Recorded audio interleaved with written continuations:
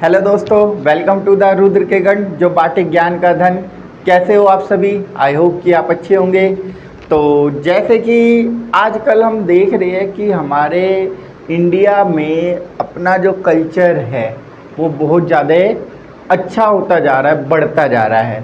और जैसे कि चार धाम यात्रा की आप सभी न्यूज़ सुन रहे हो कि चार धाम यात्रा में कितने सारे लोग एक साथ दर्शन करने लगे, एक साथ कितने सारे लोग वहाँ पे दर्शन करने के लिए जा रहे हैं।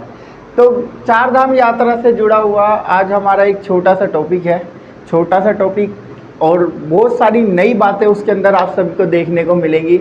जैसे कि गंगा नदी, आप सभी जानते हैं माँ गंगा के बारे में कि गंगा नदी क्या होती है, कैसे होती है, कहाँ से वो निकलती है, कौन कौन से उसके ऊपर आपके बांध बने हुए हैं, कौन कौन सी योजना आई है, परियोजना उसके अंदर कौन कौन सी जी हमारे श्री प्रधानमंत्री जी ने उसके ऊपर बनाई गई है। ठीक है, कहाँ से हमारी नदी निकलती है, कहाँ से नहीं। तो जल्दी से जुड़ जाइए वीडियो के साथ, फिर देन स्टार्ट करते हैं। हम बात कर रहे हैं आज गंगा नदी के बारे में। तो गंगा नदी भारत के एक राज्य उत्तराखंड, जो कि कहाँ पर है, नॉर्थ में है, उत्तराखंड में स्थित हिमालय पर्वत में गंगोत्री से निकलती है और वो फिर मैदानी क्षेत्र में आती है हरिद्वार में, और मैदानी क्षेत्र से हरिद्वार से होते हुए वो यूपी उत्तर प्रदेश में जाती है, फिर देन बिहार में जाती है, बिहार के बाद वो बंगाल, झारखंड और लास्ट में बांग्लादेश के अंदर जाकर वहाँ पर मिल जाती है समुद्र यानी बंगाल की खाड़ी में। ठीक है, तो अगर हम गंगा नदी के बारे में कुछ बेसिक चीज़ें सबसे पहले स्टार्ट करते हैं, बेसिक चीज़ों की। तो गंगा नदी कहाँ पर स्थित है, कैसे निकलती है? तो गंगा नदी कहाँ से निकल रही है भाई? आपके उत्तराखंड, उत्तराखंड से निकलती है। हिमालय पर्वत है,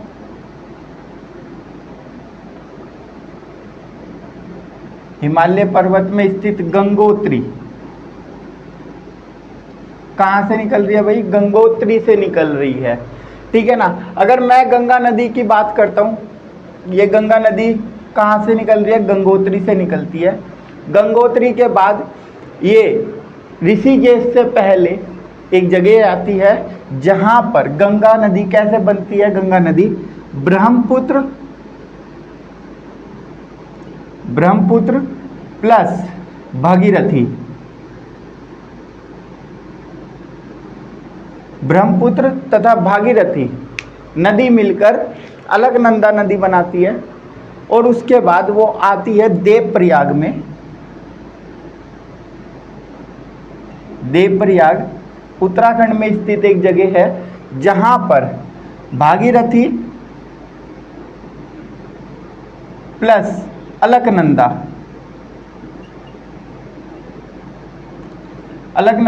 मिलकर क्या बनाती है? गंगा नदी बनाती है जी। क्या बनाती है? गंगा नदी। कहाँ पर बनाती है? ये देवप्रयाग में बनाती है। भागीरथी और अलकनंदा मिलकर क्या बनाती है? गंगा नदी बनाती है। आप सभी को ये चीज ध्यान आनी चाहिए, भागीरथी और अलकनंदा मिलकर क्या बना रही है?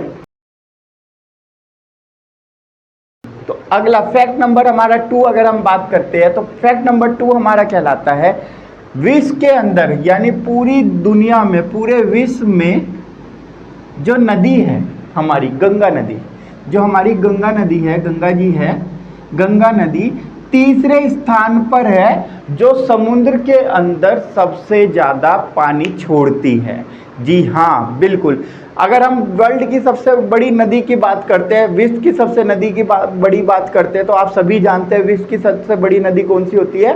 तो विश्व की सबसे बड़ी नदी होती है नील नदी, जिसको यासुकी नाम से भी हम जानते हैं। ठीक है ना। उसके बाद हमारी आती है गंगा नदी। गंगा नदी जो है वो विश्व की तीसरे नंबर पे सबसे बड़ी नदी है, जो कि पूरे के पूरे समुद्र के अंदर सबसे ज़्यादा पानी छोड़ती है। ठीक है ना। इसके मुहाने पर, इसके मुख पर क्या बनता है? एक सुंदरवन डेल्टा बनता है। क्या बनता है? एक सुंदरवन डेल्टा। याद रखना, सुंदरवन डेल्टा बनता है। सुंदरवन डेल्टा का दूसरा नाम है गंगा डेल्टा।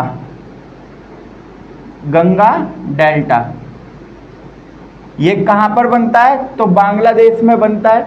बांग्लादेश के अंदर कहाँ पर बनता है ये आपका, बांग्लादेश में बनता है। बांग्लादेश का कहाँ पे डेल्टा सबसे ज़्यादा बनने लगता है ये गंगा सागर।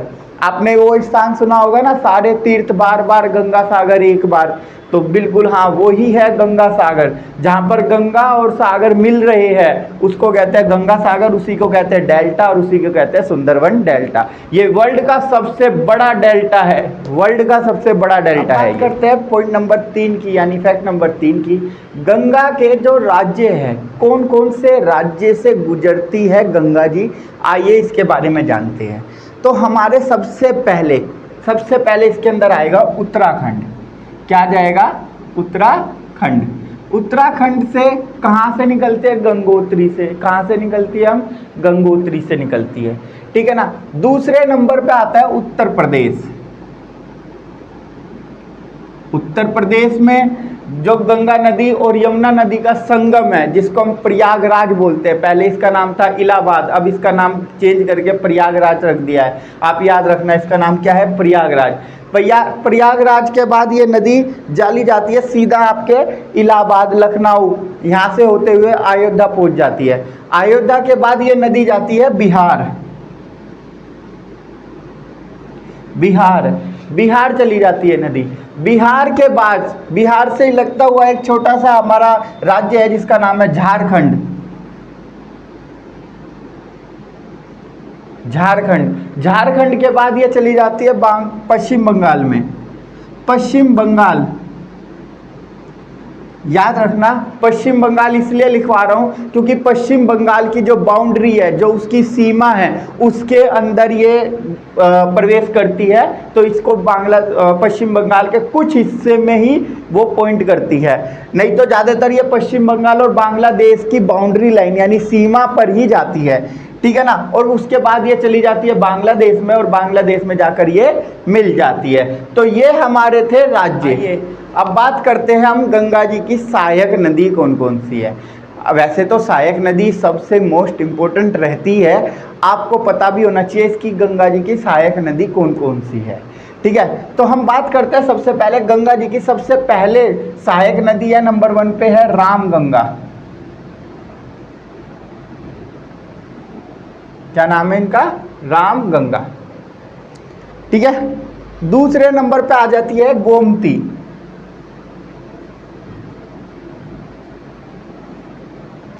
नदी।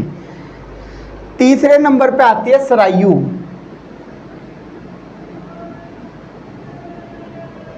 बोलते हैं इस नदी को, लिखते हम सराजू है इसको, ठीक है। चौथे नंबर पर आती है गांडकी। 5वें नंबर पे आती है बागमती। उसके अलावा कौन कौन सी और आती है नदी, 6ठे नंबर पे आती है हमारी महानदी।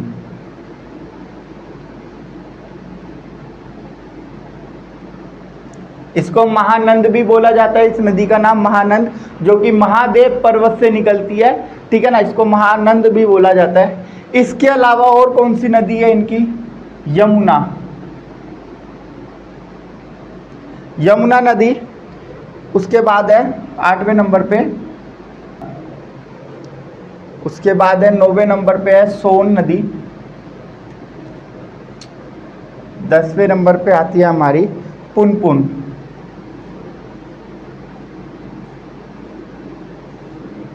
पुनपुन नदी। तो ये हमारी 10 सहायक नदी है। एक बार फटाक से रिकैप करते हैं।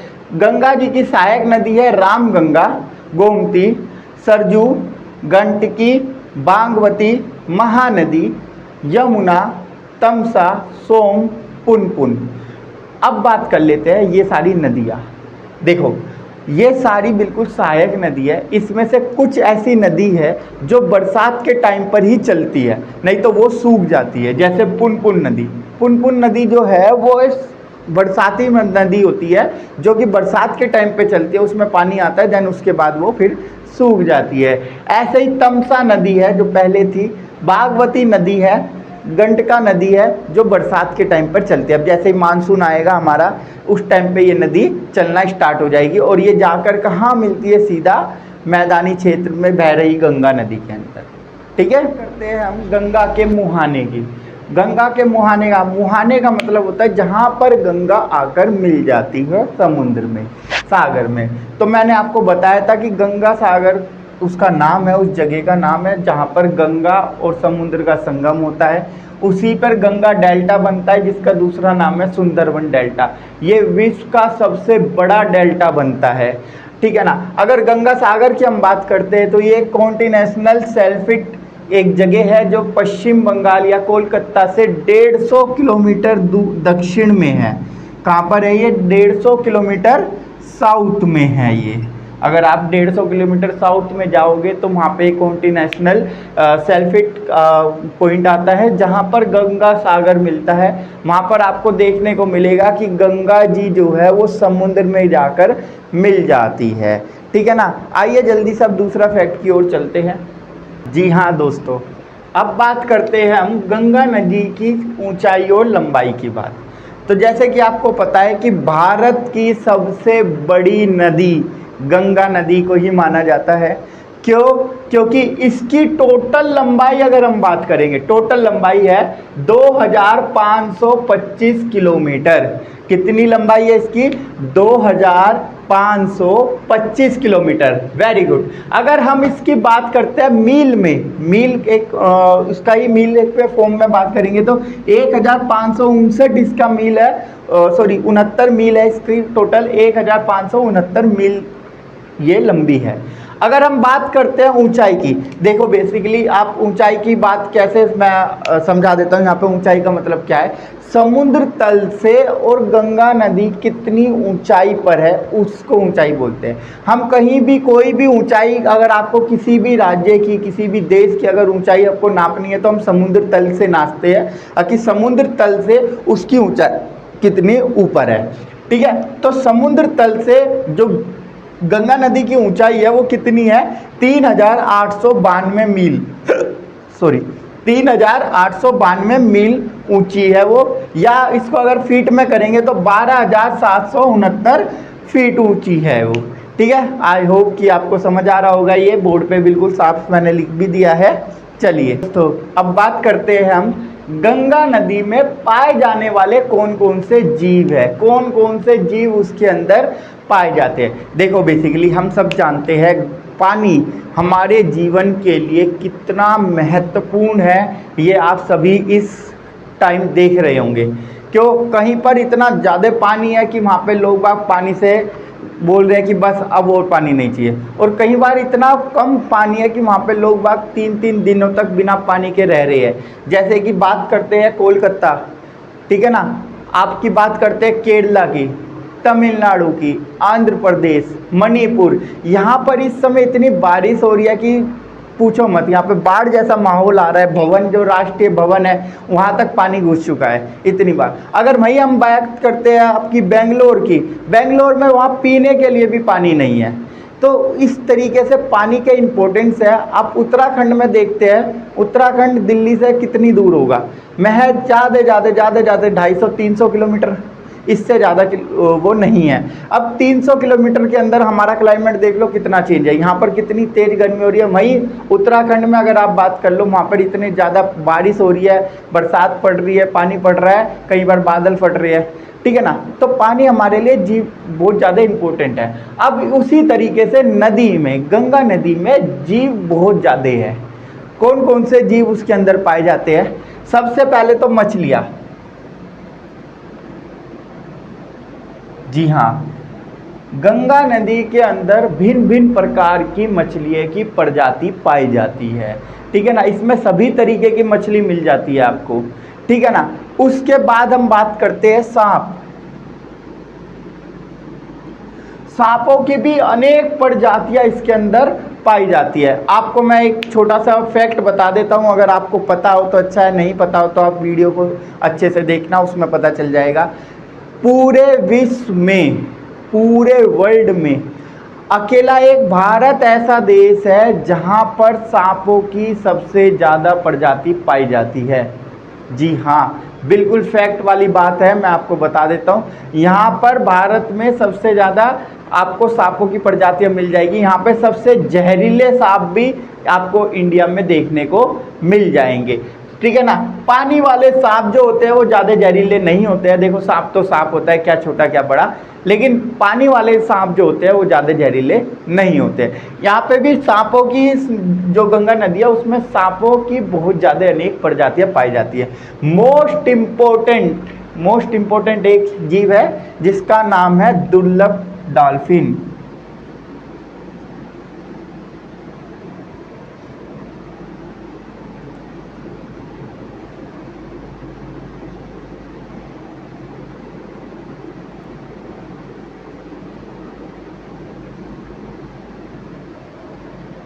जी हाँ, दुर्लभ डॉल्फिन यानी ऐसी डॉल्फिन जो बहुत ही कम बची हुई है इंडिया के अंदर।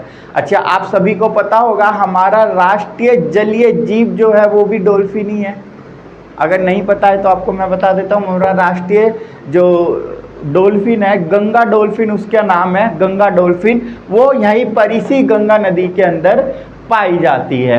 और याद रखना, सबसे ज़्यादा जो बहता जल रहेगा उसके अंदर सबसे ज़्यादा जीव आपको देखने को मिलेंगे। तो ये हमारी जीव है जो इसके अंदर पाई जाती है। मछलियाँ हो गई, सांप हो गए, दुर्लभ डॉल्फिन्स हो गई, ये गंगा नदी के अंदर पाई जाती है। चलिए अगला फैक्ट जानते हैं जी दोस्तों। अब थोड़ी सी बात करते हैं और ज़्यादा बात को बढ़ाते हैं आगे गंगा नदी के बारे में। जी, गंगा नदी आप सभी ने सुना होगा कि गंगा नदी जो है उनका जो जल है वो कभी भी खराब नहीं होता। आप कोई नॉर्मल पानी ले लेना, मेरे पास बोतल है यहाँ पे पानी की, मैं इसमें अगर पानी भर के रख दूँगा तो महज ये ज़्यादा से ज़्यादा 1 हफ्ता या 2 हफ्ते, इसके बाद इसके अंदर कीड़े हो जाएंगे या फिर कोई बैक्टीरिया हो जाएगा, वो इसके अंदर आ जाएगा, तो ये पानी खराब हो जाएगा, पीने योग्य नहीं रहेगा। लेकिन गंगा नदी का एक ऐसा पानी है, इसके अंदर एक ऐसा चीज़ है जिससे वो कभी भी खराब नहीं होता, बल्कि वो हमारे लिए लाभदायक ही होता है। बिल्कुल, हमारे देश के जितने भी बड़े वैज्ञानिक हैं, इवन देश के ही क्या पूरे विश्व के जितने बड़े भी वैज्ञानिक हैं, उन सब ने भी रिसर्च कर ली है किस चीज़ के बारे में, आइए जानते हैं। गंगा नदी जो है, गंगा नदी के पानी में यानी गंगा जल के अंदर एक हमको क्या मिलता है आपको पता है? आप सोच सकते हो क्या मिल सकता है? सोचिए जरा, गंगा नदी के अंदर हमको क्या मिल सकता है ऐसा? हाँ, गंगा नदी के अंदर एक ऐसा विषाणु है जो कि जितनी भी बैक्टीरिया होते हैं, जितने भी हानिकारक जीव जंतु या जितने भी बैक्टीरिया या फंगस उसके अंदर आती है जो हमारे शरीर को या इस पानी को दूषित कर सकते हैं, उसको ख़त्म कर देते हैं। तो उसका नाम क्या है आपको ज़रा नोट कर लेना। क्या नाम है इसका? बैक्टीरियोफेज। क्या नाम है इसका? बैक्टीरियोफेज। ये एक तरीके का विषाणु होता है जो कि जितने भी जल में हानिकारक जो बैक्टीरिया होते हैं, जितने भी हानिकारक पदार्थ उसके अंदर होते हैं जो हमारे शरीर को, जीव जंतु को या उस जल को दूषित कर सकते हैं, उस जल को खराब करते हैं, उन सबको ये खत्म कर देता है। इसका नाम है बैक्टीरियोफेज विषाणु। याद रखना, नाम को मैं बार बार ले रहा हूँ, इसका नाम क्या है? बैक्टीरियोफेज विषाणु। ये सिर्फ गंगा के पानी में ही मिलता है भैया, कहीं और नहीं मिलता। गंगा के पानी में यानी गंगा जल में ही ये सिर्फ मिलेगा। ये बैक्टीरिया और कहीं नहीं मिलता जल्दी से, गंगा के जल में ही ये मिलता है। ठीक है, इसकी क्या खासियत होती है? ये सबसे ठंडे पानी के अंदर ज़्यादा जीवित रहता है और गंगा का पानी सबसे ठंडा रहता है, आप सभी को पता ही है। जी हाँ दोस्तों, अब बात करते हैं हमारी गंगा नदी के ऊपर बांध की। जी हाँ, देखो वैसे तो आप सभी जानते हैं बांध हमारे जीवन के लिए क्यों ज़रूरी है। हमारी अर्थव्यवस्था में बांध का एक बहुत ज़्यादा महत्वपूर्ण रोल यानी महत्वपूर्ण भूमिका रहती है, ठीक है ना। तो गंगा नदी पर भी बहुत सारे बांध वैसे बनाए गए हैं जिससे गंगा नदी को टाइम टू टाइम साफ़ करने में भी दिक्कत नहीं होती और हम उसको अच्छे से वो पानी का भी यूज़ होता है और हमारी अर्थव्यवस्था भी चलती रहती है। तो आप मेरे को बता सकते हैं कौन कौन से बांध गंगा नदी पर है? आपको कितने याद है? चलिए हम बात करते हैं। गंगा नदी पर 3 महत्वपूर्ण बांध हैं। कितने हैं? 3 महत्वपूर्ण। देख, जैसे कि मैंने आपको बताया था, गंगा नदी पर 3 सबसे महत्वपूर्ण बांध बनाए गए हैं, ठीक है ना। सबसे पहले है टिहरी बांध।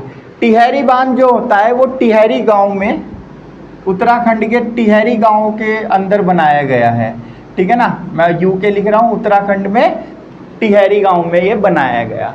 उसके बाद है भीमगोड़ा बांध। भीमगोड़ा बांध जो है वो हरिद्वार में है। आप सभी जब भी हरिद्वार जाए तो भीमगोड़े के पास जाए, वहाँ पे जहाँ पर भीम ने गोड्डा मार के पानी निकाल दिया था, उसको बोलते हैं भीमगोड़ा बांध, जो कि हरिद्वार के अंदर है, ठीक है। अब बात कर लेते हैं हम सीधा आपकी फरक्का बांध। फरक्का बांध जो है वो पश्चिम बंगाल में है, पश्चिम बंगाल में बनाया गया है। फरक्का बांध जो है वो पश्चिम बंगाल में बनाया गया है। भीमगोड़ा हरिद्वार में है। टिहरी जो है वो टिहरी उत्तराखंड के अंदर बनाया गया है, ठीक है। आई होप कि आपको ये चीज़ें समझ आ रही होगी। जो गंगा नदी है उस पर 3 महत्वपूर्ण बांध बनाए गए हैं। पहला टिहरी बांध, जो कि आपका उत्तराखंड टिहरी गांव में है, ठीक है। दूसरा है भीमगोड़ा गांव, जो भीमगोड़ा बांध, भीमगोड़ा जो है वो हरिद्वार के अंदर है।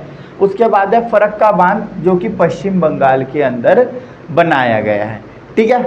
अब हम बात करते हैं नेक्स्ट।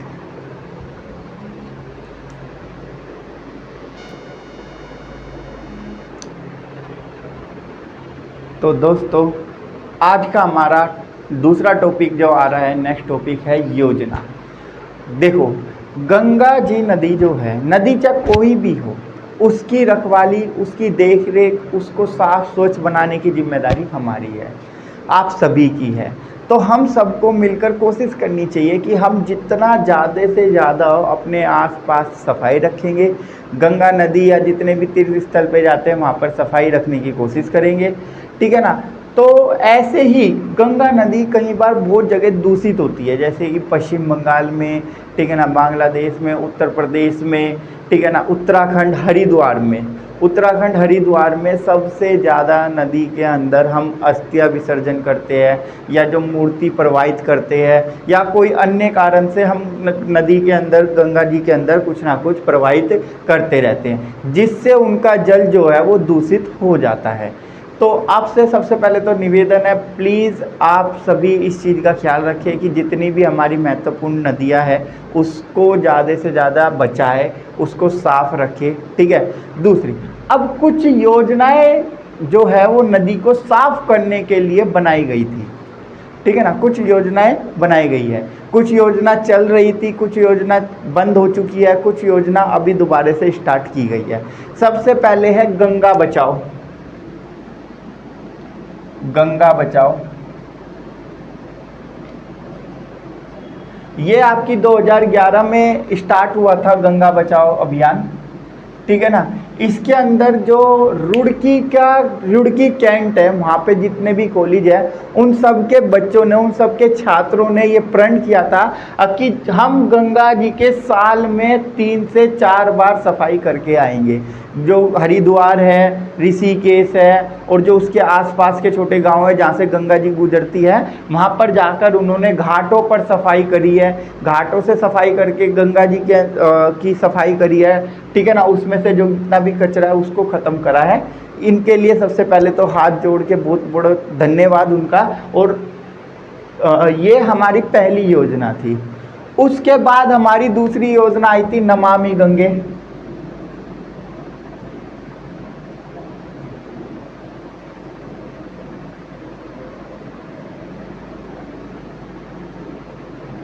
नमामि गंगे जो है वो 2017 के अंदर आई है। ये हमारे श्री प्रधानमंत्री नरेंद्र मोदी जी ने ये योजना को कारगर किया था उत्तराखंड सरकार के साथ मिलकर कि हमें नमामि गंगे करना है। यानी नमामि गंगे के अंदर भी यही योजना थी कि गंगा जी को ज़्यादा से ज़्यादा बचाया जाए, उसके पानी को, उसके जल को ज़्यादा से ज़्यादा साफ किया जाए, ठीक है ना। नमामि गंगे इसके अंदर आया। देन उसके अलावा भी और बहुत सारी योजनाएं हमारे साथ चलती रहती है, ठीक है ना। कहीं पे गंगा बचाओ देश बचाओ, पानी बचाओ देश बचाओ, इस तरीके की हमारी जो है आती रहती है। 2008 यानी नवंबर में, जी हाँ मैं बात कर रहा हूँ नवंबर 2008 के अंदर, नवंबर 2008 में भारत सरकार ने गंगा नदी को भारत की राष्ट्रीय नदी को घोषित किया था, राष्ट्रीय नदी का दर्जा दिया गया था। ठीक है ना, आप याद रखना जो नवंबर 2008 है उसमें जो गंगा नदी है वो भारत सरकार ने उस नदी को राष्ट्रीय नदी घोषित किया था। इसी टाइम पर 2008 में ही इलाहाबाद यानी प्रयागराज जो आज है, प्रयागराज जिसको हम बोलते हैं, इलाहाबाद प्रयागराज जो गंगा का क्षेत्र है उसको राष्ट्रीय जलीय मार्ग भी घोषित किया था। इसी टाइम पर हमारे गंगा नदी का जो रास्ता था प्रयागराज में उसको राष्ट्रीय जलीय योजना या राष्ट्रीय जल मार्ग भी घोषित किया था।